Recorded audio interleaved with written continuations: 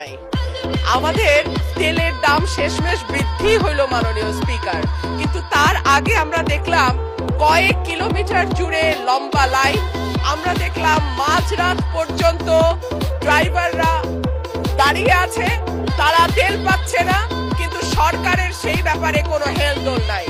আশ্চর্য হয়ে লক্ষ্য করলাম মাননীয় স্পিকার, মন্ত্রীরা যখন সংসদে বক্তব্য দেন তখন তারা অবলীলায় বলেন বাংলাদেশে জ্বালানির কোনো ঘাটতি নাই, কিন্তু মাননীয় স্পিকার যখন তেল নিতে যায় তখন দেখা যায় 3 কিলোমিটার লম্বা লাইন। মাননীয় স্পিকার, সরকার সম্ভবত কিছু পদক্ষেপ গ্রহণ করবার ঘোষণা দিয়েছে।